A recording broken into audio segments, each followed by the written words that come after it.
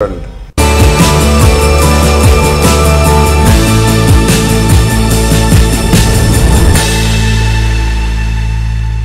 बिहार, मैं हूं शोभा मिश्रा आपके साथ। चलिए करते हैं बुलेटिन की शुरुआत। और सबसे पहले बात भोजपुरी सुपरस्टार खेसारी लाल यादव की कार्यक्रम की।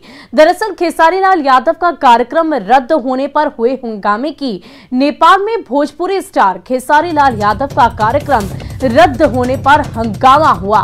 भीड़ ने बरजू महोत्सव मेले में आगजनी की, साथ ही 4 स्कॉर्पियो और दर्जनों बाइक में आग लगा दी। नेपाल के सुनसरी जिले में खेसारी लाल का कार्यक्रम था। भारत के पत्थर देवा बॉर्डर से सटे सुनसरी जिले में खेसारी लाल यादव का कार्यक्रम था, लेकिन नेपाली पुलिस ने खेसारी के कार्यक्रम को रोका और इसके बाद कार्यक्रम में पहुंचे लोग भड़क गए, आक्रोशित हो उठे और हंगामा शुरू कर दिया। ये तस्वीरें आप देखिए किस प्रकार भीड़ ने बरजू महोत्सव में आग लगाई, गाड़ियों के शीशे तोड़े और काफी ज्यादा गुस्सा, आक्रोश लोगों में देखने को मिल रहा है। वो भी सिर्फ इसलिए क्योंकि खेसारी लाल यादव का कार्यक्रम जो आयोजित होना था उसे रद्द कर दिया गया।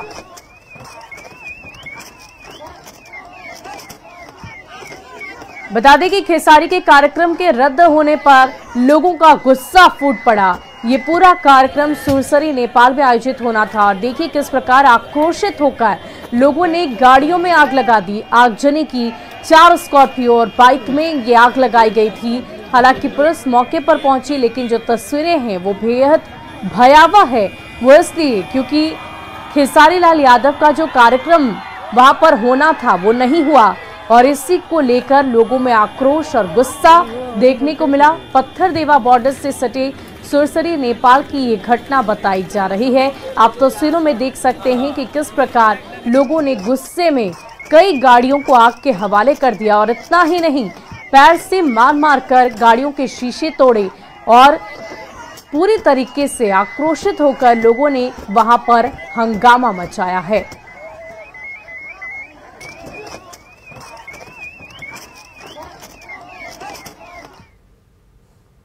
और देखिए इस वक्त सूरत से एक बड़ी खबर सामने आ रही है। सूरत में यात्रियों से भरी बस में आग लग गई है। बस में एसी फटने से ये आग लगी। एक महिला यात्री की आग में जलकर मौत की भी खबर सामने आई है। बस सूरत से सौराष्ट्र जा रही थी और बार बार बाकी यात्री बच गए, लेकिन एक महिला इस आग में जलकर उसकी मौत हो गई, उसने दम तोड़ दिया। आप तस्वीरों में देख सकते हैं किस प्रकार बस का एसी फटने से बस में आग लग गई है। तो सूरत की ये खबर आपको बता रहे हैं। दरअसल ये पूरी यात्रियों से भरी बस सौराष्ट्र जा रही थी और इसी दरमियान एसी फटने से बस में आग लग गई, जिसमें एक महिला ने दम तोड़ दिया, इस आग में झुलस गई। लेकिन अच्छी खबर ये रही कि बाकी यात्री सुरक्षित रहे, लेकिन ये तस्वीरें बेहद भयावह हैं और आग की लपटें कितनी ज़्यादा ऊंचाई तक जा रही है, इससे ये अंदाज़ा लगाया जा सकता है कि आग कितनी भयावह थी।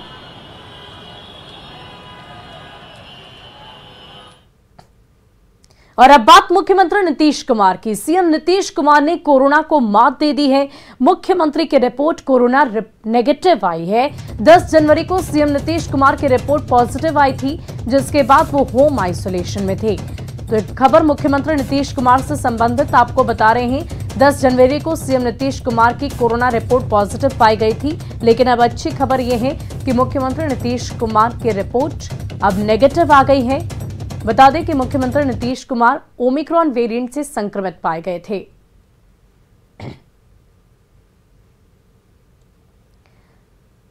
तो मुख्यमंत्री नीतीश कुमार की रिपोर्ट नेगेटिव आई है, ये खबर आपको बता रहे हैं। दरअसल 10 जनवरी को मुख्यमंत्री नीतीश कुमार की रिपोर्ट पॉजिटिव पाई गई थी। उसके बाद उन्होंने खुद को आइसोलेट किया था और सीएमओ बिहार के ट्विटर हैंडल से उन्होंने इस बात की जानकारी दी थी कि वो कोरोना से संक्रमित पाए गए हैं और लोगों को ये नसीहत भी दी थी कि वो इस वक्त कोरोना को लेकर बेहद सतर्क रहें, सावधान रहें, मास्क और साथ ही साथ सोशल डिस्टेंसिंग का पालन अनिवार्य रूप से करें। लेकिन अब अच्छी बात ये रही कि मुख्यमंत्री नीतीश कुमार की रिपोर्ट अब नेगेटिव हो गई है, वो बिल्कुल स्वस्थ हैं। और अब बात बिहार में कोरोना संक्रमण की। बिहार में कल 4,551 नए कोरोना संक्रमित मिले।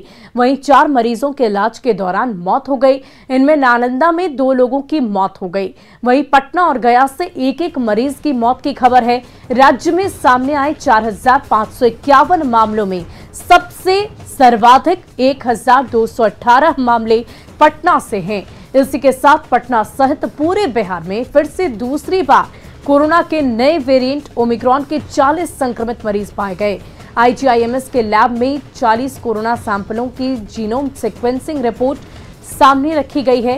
इसमें सभी 40 सैंपलों में ओमिक्रॉन पाया गया, यानी कि कुल मिलाकर 40 ओमिक्रॉन के मरीजों में सबसे अधिक 22 पटना जिले के शामिल हैं। इनमें 7 डॉक्टर हैं, 5 आईजीआईएमएस और 1 भागलपुर और 1 कैमूर जिले के डॉक्टर हैं। हालांकि राहत की बात यह है कि इनमें ज्यादातर लोग ठीक हो चुके हैं और अपने अपने काम पर लौट भी गए हैं।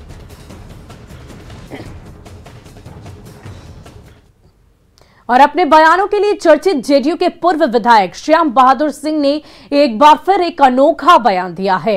इस बार उनका बयान शराब पर है। अपने समर्थकों के बीच श्याम बहादुर ने कहा कि बिहार में होम सर्विस और सेल्फ सर्विस चल रही है और वो मोदी जी से मिलकर शराबबंदी में ढील देने की मांग करेंगे। जब वहां मौजूद लोगों ने पूछा कि सिर्फ विदेशी शराब में ढील देने की मांग करेंगे या देसी में भी, तो श्याम बहादुर ने कहा कि गरीब लोग विदेशी कहां से पी पाएंगे। पहले सुनिए कि श्याम बहादुर ने क्या कुछ कहा है। सेल्फ सर्विस या होम सर्विस? होम सर्विस ना सेल्फ हो बा ना, कुछ लोग जाके ले आवत अपना से अब बंद होइल बा कहियो होई ना। देख ली विधायक जी के तरवामी लाइन के बाद सुन लो सुनाई मोदी जागर करे ढीला करी। मोदी जी का ढीला करी? नीतीश जी ढीला करे का ढीला करे कहत वो है डरात नहीं का विधायक जी। ललका पानी में खलका पानी बा कौन छी का? अरे शराब चाहते हैं जो बेचाओ ईयर बियर हाँ चले माने विदेशीला चले देशीला बन विदेशिया चलो गरीब विदेशी कहाँ से पी? इहो बात सही, देशियो चाहिए ना। और पूर्व विधायक यही नहीं रुके। उन्होंने कहा कि वे सिवान के गांधी मैदान में पियक्कड़ों की पार्टी करेंगे और जिसे जो पीना होगा उसे वैसी शराब पिलाएंगे। श्याम बहादुर ने ये बातें सिवान में अपने समर्थकों के बीच कही। श्याम बहादुर सिवान जिला परिषद के नवनिर्वाचित अध्यक्ष और उपाध्यक्ष के ऑफिस में पूजा के दौरान पहुंचे थे। गांधी मैदान में सिवान हम पियक्कड़ सम्मेलन करावे जा रहल बानी। पियक्कड़ सम्मेलन का करा जात ले? पियक्कड़ सम्मेलन सही है। गांधी मैदान में ही तो ठंडिया उतर जाए। ये ओमे का होई? ओमे का होई? अरे ओमे का होई? होए कि पियला कितना लोग बा, ना पियला कितना लोग बा। ओमे पियावल जाई। हां कौन पियावल जाई? बुलावल जाई, जोन कहिलो तन पियावल जाई। वहीं शिवहर में बागमती के किनारे सैकड़ों लीटर शराब छुपा कर रखी गई थी। पुलिस ने पिपराही के दियारा इलाके में तलाशी ली तो टीन के डिब्बों में बालू के नीचे छिपा कर रखी शराब मिली। नदी के किनारे से ऐसे दर्जनों डब्बे मिले जिनमें शराब रखी गई थी। बाद में शराब को नष्ट कर दिया गया। पुलिस ने दिन भर दियारा इलाके की छापेमारी की।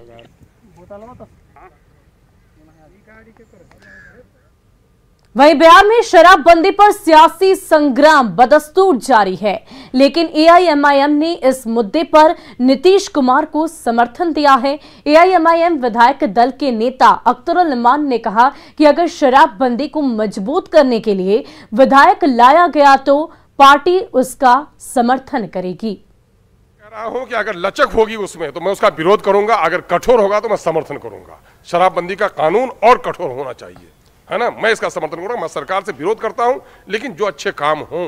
दुश्मन का बेटा भी अगर गुलाब लिए तो उसको हम धतूरा नहीं कह सकते हैं। वहीं विकासशील इंसान पार्टी के प्रमुख मुकेश सहनी ने बीजेपी को गठबंधन धर्म की याद दिलाई है। मुकेश सैनी ने बीजेपी पर वीआईपी को जानबूझकर कमजोर दिखाने का आरोप लगाया है और कहा कि किसी को गलतफहमी में नहीं रहना चाहिए।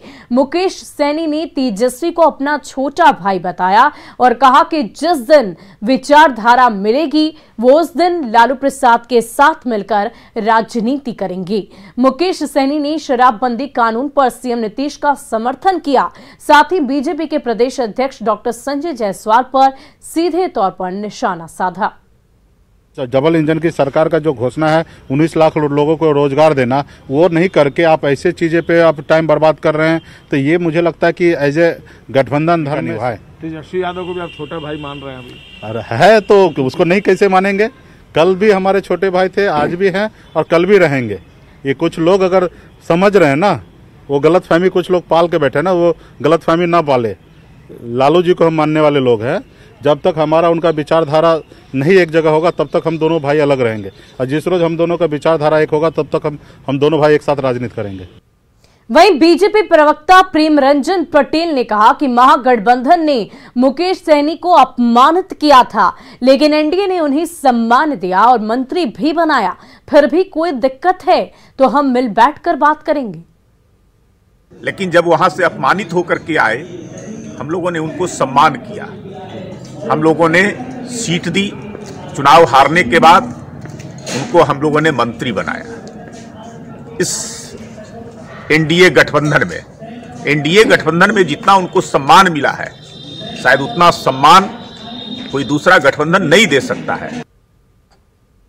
वहीं इस पूरे मसले पर आरजेडी प्रवक्ता मृत्युंजय तिवारी ने कहा कि बीजेपी छोटे दलों को पहले मिलाती है और फिर नुकसान पहुंचाती है, और यही मुकेश सहनी की पार्टी के साथ हो रहा है। बीजेपी का जो चाल चरित्र चेहरा रहा है, अपने सहयोगियों को अपमानित करना, तो अब धीरे धीरे मुकेश सहनी जी को ये आभास हो रहा है कि बीजेपी सभी छोटे दलों को बर्बाद कर देती है। अरुणाचल में जेडीयू के ही 5 विधायकों को उन्होंने अपने पाले में कर लिया था, और आज मुकेश सहनी जी को तरजीह बीजेपी में, एनडीए में इसलिए न मिल रही थी कि तेजस्वी यादव जी ने, आदरणीय लालू प्रसाद जी ने पार्लियामेंट के चुनाव में 3 सीटें उनको दी थी। तो अगर सुबह का भूला शाम में घर वापस आता है तो इसे भूला नहीं कहते हैं। और अब बात उत्तर प्रदेश में होने वाले विधानसभा चुनाव की। दरअसल जेडीयू पूरी तैयारी कर रहा है आगामी विधानसभा चुनाव उत्तर प्रदेश में लड़ने की। कुल 51 सीटों पर चुनाव लड़ने की तैयारियां चल रही है, और आज दिल्ली में जेडीयू की बैठक होगी जिसमें पार्टी के उम्मीदवारों के नाम पर मुहर लगेगी। पार्टी के प्रधान महासचिव केसी त्यागी ने कहा कि हमने कई दफे बातचीत की, लेकिन यूपी में बीजेपी ने सीट नहीं दी, लेकिन अलग चुनाव लड़ने के बावजूद बीजेपी हमारी सहयोगी पार्टी है। तो यह अहम खबर आपको बता रहे हैं बिहार के सियासी गलियारों से। जेडीयू की तरफ से आज उत्तर प्रदेश विधानसभा चुनाव के मुद्दे पर बैठक होनी है। बैठक में उम्मीदवारों के नाम पर आज मुहर लगाई जाएगी। कुल 51 सीटों पर जेडीयू ने चुनाव लड़ने का ऐलान किया है। बता दें कि बीजेपी उनके सहयोगी दल के रूप में रहेगी, भले ही बीजेपी की तरफ से उन्हें सीट नहीं दी गई हो। आज शाम 4 बजे का वक्त होगा जब उत्तर प्रदेश विधानसभा चुनाव के मुद्दे पर जेडीयू की तरफ से बैठक की जाएगी। प्रश्न तो आप हमारी मित्र पार्टी से कीजिए। हम तो आज भी इस वक्त भी उनके साथ वार्ता करके चुनाव लड़ने के लिए तैयार हैं। वार्ता के द्वार उन्होंने बंद किए, हमने बंद नहीं किए हैं, नंबर 1। और हमारा मुख्य समर्थन भारतीय जनता पार्टी के साथ था। तो भारतीय जनता पार्टी के नेता बेहतर तरीके से बताएंगे कि उन्होंने एनडीए के गठबंधन में हमें क्यों नहीं रखा। और कटिहार में एक बड़ा हादसा टल गया। रेल ट्रैक पार करने के दौरान एक bike Siliguri Katihar intercity express की चपेट में आ गई। हालांकि बाइक सवार वहां से भाग गया, लेकिन बाइक की टंकी फटने से आग लग गई। इसके बाद कुछ देर के लिए वहां अफरा तफरी का माहौल रहा। तस्वीरों में देखिए किस प्रकार ट्रेन की चपेट में ये बाइक आ गई। हालांकि अच्छी खबर ये रही कि किसी भी व्यक्ति को या बाइक सवार व्यक्ति को किसी भी तरह की परेशानी नहीं हुई, वो वहां से फरार हो गया। लेकिन बाइक की टंकी फटने से वहां पर कुछ देर के लिए अफरा तफरी का माहौल मचा रहा। और अब बात मौसम के मिजाज की। राजधानी पटना में ठंड ने एक बार फिर से लोगों को ठिठुरने पर मजबूर कर दिया है। कपकपाती ठंड फुटपाथ पर रहने वाले लोगों पर बेहद भारी पड़ रही है। हालांकि जिला प्रशासन ने जगह जगह अलाव के लिए लकड़ी की व्यवस्था कर रिक्शा और मजदूर तबके के लोगों को कुछ हद तक राहत पहुंचाई, लेकिन इन सब के बावजूद ठंड की रात गरीबों पर भारी पड़ती दिखी।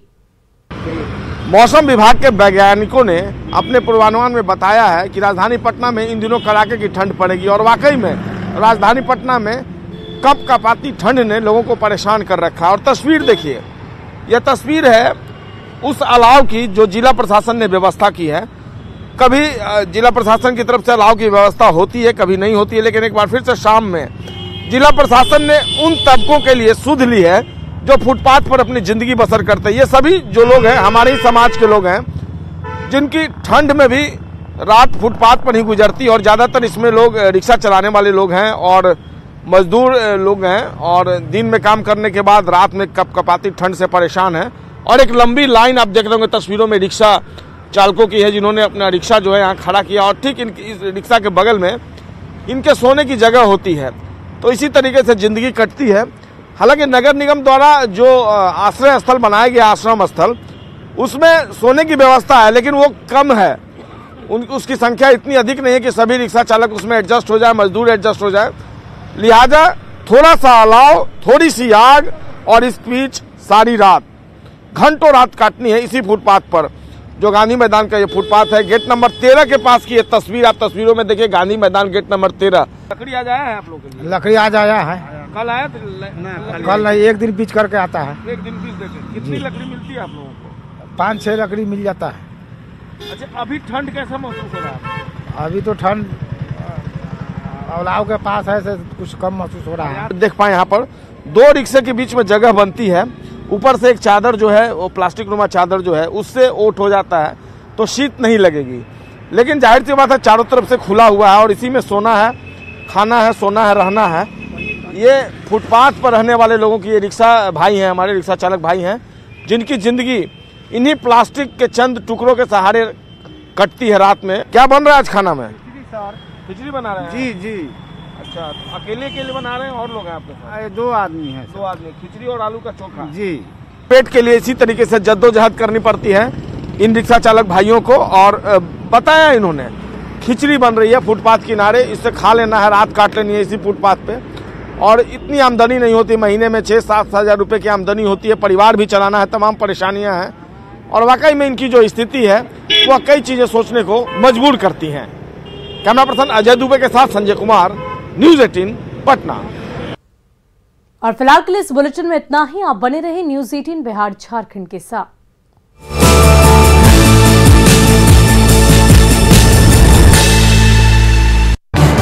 इस न्यूज हेडलाइंस के प्रायोजक